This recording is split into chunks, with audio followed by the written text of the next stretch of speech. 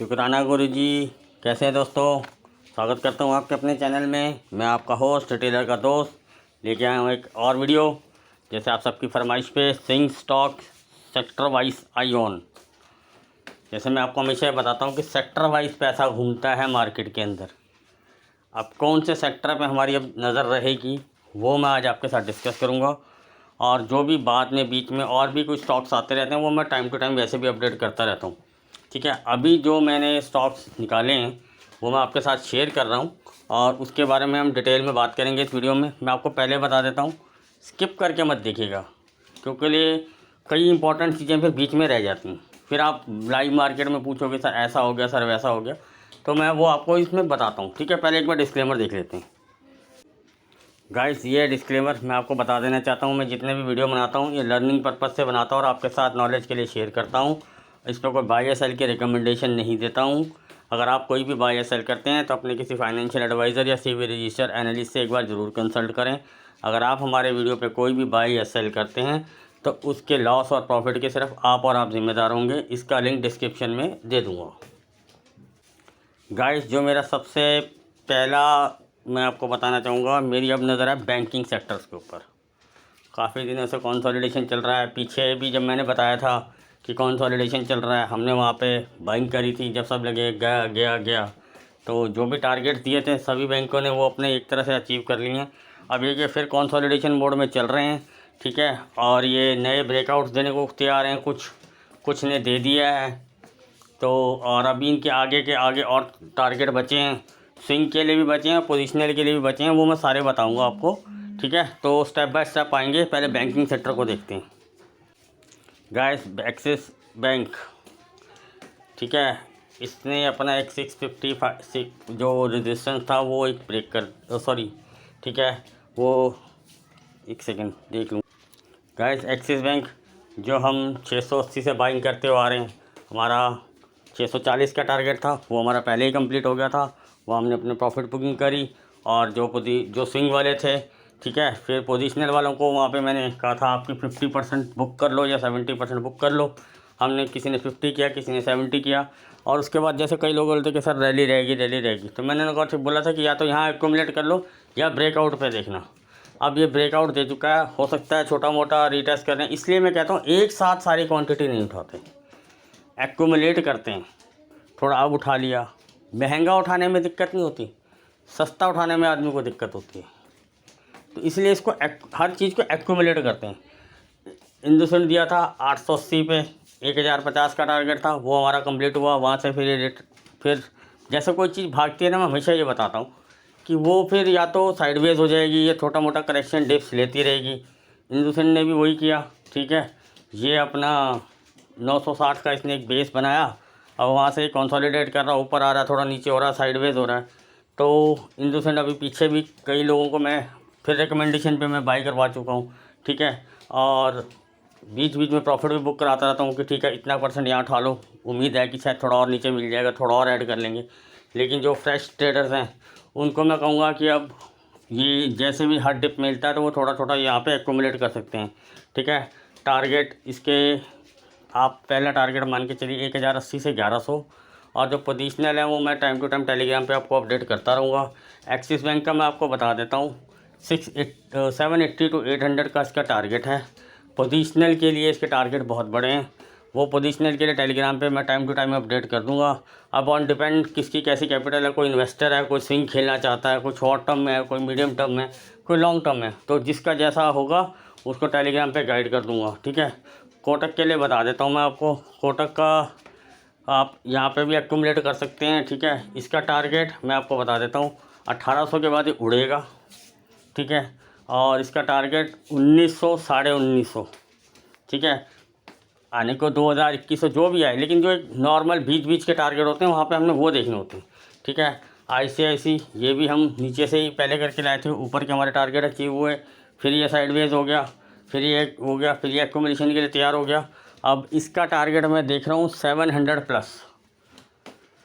तो जो short terms वाले होते हैं, जो स्विंग वाले होते हैं, उनको मैं हमेशा कहता हूँ 690 या 95 के आसपास जब भी आपको मिले आप वहाँ पे छोटा छोटा बुकिंग भी करना शुरू कर दो। जैसे एक्यूमुलेट करते हैं वैसे ही बुकिंग करना शुरू भी कर देते हैं।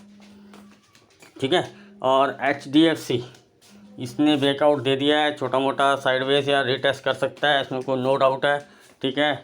और मैं आपको बता देता हूँ इसका टारगेट भी आप 1580 टू 1600 लगा के चलिए, ठीक है। और जैसे जैसे जो भी मार्केट में जैसा होता रहेगा वैसे वैसे टाइम टू टाइम गाइड करता रहता हूँ। अब आगे और बता देता हूँ गाइस, ये उसके बाद आता है SBI हमने 330 से एक्यूमुलेट करना शुरू कर दिया था। टारगेट दिया था 385, 405, 425, 435, सारे टारगेट अचीव हुए। उल्टा 5-1 रुपये चलो ज़्यादा मिले, उतना नहीं होता, ठीक है। हमारा टारगेट। उसके बाद जब ये दोबारा नीचे आया था तो मैंने बोला था 400 के आसपास इनको हम एक्यूमुलेट करेंगे और 380 तक एक्यूमुलेट करेंगे। चलो वो नीचे नहीं गया, लेकिन हमने 400 के आसपास के इसको एक्यूमुलेट करना शुरू कर दिया। इसका मैं जो टारगेट देख रहा हूँ, रीसेंट टारगेट जो करंट जल्दी मिल जाएगा वो 450। उसके बाद टाइम टू टाइम अपडेशन है और लॉन्ग टर्म टारगेट भी हैं इसके मेरे पास, ठीक है। जो जैसा प्ले करना चाहता है वो उसको मैं टाइम टू टाइम वहाँ बताता रहूँगा। और EU बैंक भी मैंने बताया था, EU बैंक का पहले जो स्विंग का था वो टारगेट कंप्लीट हो गया। उसके बाद एक कंसोलिडेशन मोड में चला गया। उसके बाद इसको भी रेकमेंड कर रहा हूँ, ठीक है। EU बैंक का मैं आपको बता देता हूँ 1060 के ऊपर डबल क्लोजिंग, 1100 से 1200 तक के टारगेट हैं इसके। कैनरा बैंक 155 से एक्यूमुलेट कर रहे हैं इसको, ठीक है। 148 तक हम इसको एक्यूमुलेट करते हुए आ रहे हैं। इसको 145 से 144 तक कल मैंने बोला था एक्यूमुलेट करने के लिए। इसके टारगेट्स हैं 160, 64, 70। उसके बाद ऑनवर्ड्स जैसा जिसको स्विंग खेलना है, शॉर्ट खेलना है, लॉन्ग खेलना है, उसके हिसाब से, ठीक है। बंधन बैंक जब सब कह रहे थे गया, ये तो येस बैंक से भी बुरा हो जाएगा, सारी दुनिया पी ले लो, ये ले लो, 280 पे खुला दावा किया था मैंने कि जितना हो सके बंधन बैंक उठा लो, 340 दिखा दूँगा। 340 आ गया सर। कई लोगों ने मुझे चैलेंज भी किया था कि सर 300 भी नहीं आएगा। मैंने कहा भाई साहब 340 दिखाऊंगा। 300 तो छोटी चीज़ है, छोटे टारगेट के लिए नहीं खेलता, इंट्राडे नहीं कर रहा हूँ मैं, स्विंग ले रहा हूँ, ठीक है। और किसी ने मुझसे ये भी पूछा था कि मैं बहुत हैवी लॉस में हूँ, मैं 400 की बाइंग हूँ, तब मैंने उसे बोला 280 में कुछ एक्यूमुलेशन कर लो, इतनी क्वांटिटी आपको और आपकी एवरेज आ जाएगी। 360-70 तो मैं आपको जल्दी दिखा दूँगा, ठीक है ना। आज वो शायद मुझे थैंक यू कहना भूल गए होंगे, लेकिन कोई बात नहीं, हम हमेशा दिल बड़ा रखते हैं, हम हर किसी को गाइड करके रखते हैं। कोई बात नहीं, जिसको जैसा ठीक लगे, अच्छा लगे अच्छा बोले, बुरा लगे बुरा बोले, हमारा काम है गाइड करना, ठीक है। अब लोगों को ऐसा चाहिए कि आज बोला कल हो जाए। आज बोला भैया स्टॉक ऊपर भी जाएगा, नीचे भी जाएगा, कंसोलिडेट भी होगा। स्विंग का मतलब क्या है, टाइम टू टारगेट होता है। थोड़ा कभी जल्दी आता है, कभी थोड़ा 5-10 दिन ऊपर लग जाते हैं, टारगेट्स आते हैं, ठीक है।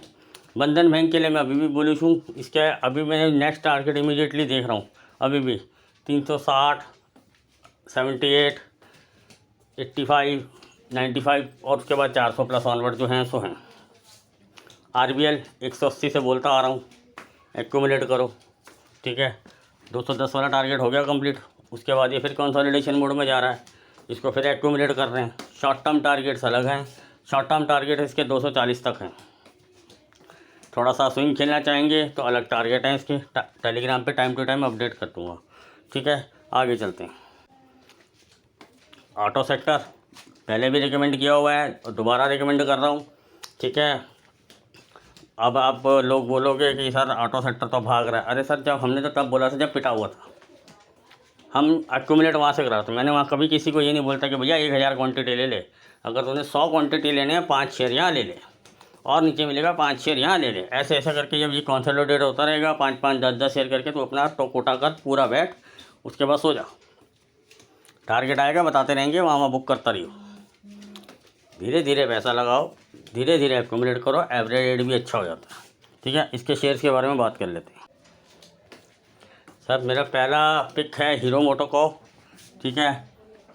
पहले से बोलता आ रहा हूँ, पहले प्रॉफिट बुकिंग कराई, फिर दोबारा नीचे मिल रहा है, एक्यूमुलेट कर रहे हैं इसको भी, ठीक है। इसके भी टारगेट हैं मेरे 3200 के आसपास मेरे टारगेट हैं, ठीक है। इतना तो मैं इसको देख रहा हूँ और इतना ही आ जाएगा, ठीक है। और आइशर मोटर, इसको भी हम एक्यूमुलेट कर रहे हैं। जो फ्रेश बायर्स हैं वो भी एक्यूमुलेट कर सकते हैं। अब इसमें अच्छे टारगेट ऊपर के रह रहे हैं, टाटा मोटर्स भी 280 से रिकमेंड करता आ रहा हूँ, 340 का कंफर्म टारगेट दिया था, उससे ऊपर के मिले हैं। अब ये दोबारा नीचे से अपना एक्यूमुलेट हो रहा है। ठीक है, मैं फिर उस दिन भी बोला था जब नीचे आया था, मैं कहा जो फ्रेश एंट्रीज हैं वो यहाँ पे एक्यूमुलेट कर सकते हैं। इसका टारगेट 380, 400, 410, उसके बाद गोइंग ऑन जैसे जैसे आपका टारगेट है, स्विंग है, लॉन्ग टर्म है, मीडियम टर्म है, वो वैसे वैसे अपडेट करता रहता हूँ। ठीक है, और आप टाटा मोटर्स पे भी देखिए, M&M काफ़ी दिन से फंसा हुआ है, ऊपर जाके अटकता है फिर नीचे आता है। एक्चुअली क्या होता है, जब सेक्टर वाइज चीज़ चलती है ना, तो पहले कुछ चीज़ें चलती हैं, फिर बाद में कुछ और चलती हैं। चलना सबको होता है, कोई पहले चलता है, कोई बाद में चलता है, बस इतना फ़र्क होता है। ठीक है, M&M मैं काफ़ी टाइम से इस पर बुलिश हूँ, स्टार्ट हो गया था चलना, लेकिन बीच में फिर एकदम से प्रॉफिट बुकिंग आ गई। मैं ये नहीं कहूँगा कि भैया टारगेट्स तक गया, हाँ पहले टारगेट तक चला गया था, पहले टारगेट के बाद फिर नीचे भी आ गया, लेकिन वहाँ पे भी मैंने जो रह गए थे उनको भी कहा था आप दोबारा एंट्री लीजिए, फ्रेश एक्यूमुलेट कीजिए, इसके भी टारगेट्स अच्छे हैं, ऊपर हैं। ठीक है, बार टाइम टू टाइम टेलीग्राम पे अपडेट देता रहूँगा। एस्कॉर्ट्स काफ़ी टाइम से बोल चुका हूँ, 2 बार 2 टारगेट हिट करके नीचे से फिर दोबारा एक्यूमुलेट करके फिर दोबारा आ जाता ऊपर, यानी कि नीचे अपना एक बेस अच्छा बना रहा है। ठीक है, इसके भी अच्छे सॉलिड हैं, बाय ऑन डिप्स रखिए, इसको एक्यूमुलेट कीजिए, ये भी आपको अच्छे रिटर्न देगा। आगे और दिखाता हूँ आपको गाइस, आगे है अमर राजा बैटरी। ठीक है, काफ़ी दिन से कंसोलिडेशन में फंसा हुआ है, ऊपर जाता है, फर्स्ट टारगेट तक जाता है, बस फिर वहीं से वापस आ रहा है। कोई मैं आपको बोलो जी नहीं जी सेकंड हो गया, थर्ड हो गया, ऐसा नहीं, जो चीज़ जायज़ है वो हमेशा सच बोलूँगा। फर्स्ट टारगेट तक जाता है, दोबारा अपने नीचे बेस पे आ रहा है, फिर वहीं कंसोलिडेशन हो रहा है, ऊपर हो रहा है, इसका मतलब ये भी रेडी हो रहा है अपनी एक नैरो रेंज को ब्रेक करने के लिए। ठीक है, और इसके भी बहुत अच्छे सॉलिड टारगेट्स हैं, और वही टारगेट्स हैं जो पहले थे, टेलीग्राम पे टाइम टू टाइम अपडेट कर दूँगा। ठीक है, एक्साइड ये थोड़ा स्लो मूविंग स्टॉक है, लेकिन ये भी अच्छे रिटर्न दे देता है, कैपिटल भी कम इसमें लगती है, या जिसके पास कम कैपिटल है वो इसको ले सकते हो। 60 से मैं इसको बोल रहा हूँ बाइंग लगा कर रखो, इसके भी अच्छे टारगेट्स हैं, और ये अपने जो एक टारगेट ये भी अचीव करा। हाँ ये है कि ये नीचे नहीं आया। ठीक है, ये वहीं क्योंकि स्लो मूविंग स्टॉक है, गिरते भी आसानी से हैं, बढ़ते भी आराम से हैं। ठीक है, मदर सुमी ठीक है, 180 पे दोबारा बाइंग लगवाई थी, 220 के टारगेट दिए थे, 220, 230 तीनों अचीव हुए। ठीक है, और उसके बाद उसके आगे भी गया, हमने ट्रेल किया, अब वहाँ से ये दोबारा से रिट्रेस हो रहा है, लेकिन मैं इसके ऊपर अभी भी बुलिश हूँ। अब बुलिश का मतलब ये नहीं है कि भैया कल लिया और परसों टारगेट, इंट्राडे स्टॉक नहीं बता रहा हूँ भाई, एक्यूमुलेट करना है, इसको भी स्विंग के टारगेट के लिए रखना है, और लॉन्ग टर्म के लिए तो ये बहुत सॉलिड स्टॉक है, बहुत सॉलिड स्टॉक है। ठीक है ना, और आगे बताता हूँ आपको गाइस। उसके बाद फाइनेंशियल सेक्टर काफ़ी टाइम से बोलता आ रहा हूँ, अच्छे टारगेट्स इसने ऊपर के हिट किए, थर्ड टारगेट हिट होने के बाद वापस अपने बेस पे आया, वहाँ फिर एक्यूमुलेशन हुई, मैंने वहाँ फिर दोबारा से रिकमेंडेशन करनी शुरू कर दी कि इसको एक्यूमुलेट करो। अभी कई लोगों ने बोला सर ये तो क्रॉस ओवर हो गया, ये हो गया, अरे मैंने कहा टेंशन मत लो, आपको 3 टारगेट मिल गए ना, चौथा ही तो नहीं मिला, चौथा अब मिलेगा, यानी कि आपको दोबारा मौका मिल रहा है एंट्री करने का। आपको तो खुश होना चाहिए कि जो स्विंग आपको लंबे टाइम में मिलना था वो आपको 2 बार दे के जा रहा है। ठीक है, तो फाइनेंशियल सेक्टर के स्टॉक्स के ऊपर भी डिस्कशन कर लेते हैं, जैसे जैसे जो रडार में आते जाएंगे वो भी आगे आगे मैं फर्दर अपडेट करता रहूँगा। अभी मैंने कुछ ही स्टॉक्स पिक किए हैं गाइस। मुथूट फाइनेंस काफ़ी दिन से कंसोलिडेशन चल रहा है इसके अंदर, और ये भी फटने को तैयार है, आप इसको एक्यूमुलेट कर सकते हैं। ठीक है, और इसके में अच्छे सॉलिड टारगेट देख रहा हूँ मैं। ठीक है, उसके बाद M&M फाइनेंस तीसरे टारगेट हिट करने के बाद ये वहाँ से वापस आ गया, नीचे बेस पे आके कंसोलिडेशन कर रहा है, हो सकता है अभी कुछ एक दिन और कंसोलिडेशन भी चले जाए, स्लो मूविंग स्टॉक है, तो इसलिए मैं कहता हूँ कि हर चीज़ को एक्यूमुलेट करना चाहिए, एकदम से सारा पैसा नहीं लगा देना चाहिए, स्टैगर्ड वे में हमेशा एंट्री लेनी चाहिए। ठीक है, ऐसे ही L&T के लिए, और चोला फाइनेंस पे थोड़ा ध्यान रखिएगा। ठीक है, मैं इसका आपको फिर भी टेलीग्राम पे एक बार अपडेट दे दूँगा। चोला फाइनेंस पे मैं बुलिश तो हूँ, पर इतना बुलिश नहीं हूँ इसमें, लेकिन ये इसमें मुझे फिर बार बार रिवर्सल पैटर्न्स और एक्यूमुलेशन साइंस दिखाई दे रहे हैं, इसलिए मैंने इसको अपने रडार पे रखा है। इसलिए मैं आपको फिर भी एक बार वार्न करता हूँ कि चोला फाइनेंस पे नज़र बना के रखिएगा। और टेलीग्राम पे मैं अपडेट कर दूंगा कि भैया इसको हम एक्यूमुलेट करेंगे कि नहीं करेंगे, क्योंकि मैं भी इस पर काफ़ी दिन से नज़र बना के रखा हुआ हूँ। ये रिवर्सल्स के साइन दे रहा है, ठीक है। एक्यूमुलेशन अभी इसमें इतना तो नहीं हो रहा, लेकिन स्टार्ट मुझे जो दिख रहा है एज़ माई एक्सपीरियंस, इसलिए मैं उसके ऊपर वॉच बना के रखा हूँ। और आपको भी ये भी बोल रहा हूँ कि वॉच बना के रखिएगा। ये नहीं कि मैंने डाल दिया सर बाकी लिए नहीं और वो ले लिया जो जिस पे अभी मैं खुद इतना बुलिश नहीं हूँ। बुलिश हूँ पर इतना नहीं हूँ, ठीक है ना। तो क्योंकि मुझे मेरे पास हर तरह के लोग हैं, किसी के पास कम कैपिटल है, किसी के पास ज़्यादा है। अब कुछ नहीं बोलने के बावजूद भी किसी एक स्टॉक में लगा देते हैं, उनको लगता है यही ठीक है, ये नाम मैंने सुना हुआ है, ये मुझे अच्छा लगता है, ये भागता जाता है। अरे सर, ज़रूरी नहीं है कि जो भागता है वो हमेशा भागेगा ही। कभी कभी छोटे स्टॉक भी बहुत अच्छा रन दे जाते हैं। बात वहीं आ जाती है। वो अगर मान के चलिए आपने कोई महंगा स्टॉक लिया, वो आपने 100 लिए, छोटा स्टॉक आपने 500 ले लिए, बड़ा स्टॉक भागा 100 रुपये, ये भागा 30 रुपये, घुमा फिरा के आपका प्रॉफिट ऑफ मार्जिन वहीं आ जाता है। तो ऐसे ही चलता है। इसीलिए कहता हूँ प्रोफेशनल बनिए, सेक्टर वाइज पैसा घुमाइए, सेक्टर वाइज रोटेशन करते रहना चाहिए। ये जो लोग बता देते हैं भैया ले लो करोड़पति अरबपति हो जा, भाई तू करोड़पति अरबपति का नहीं कब होगा तू। अरे भैया 500 की चीज़ ले ली, 400 में हार्ट अटैक आने शुरू हो जाते हैं।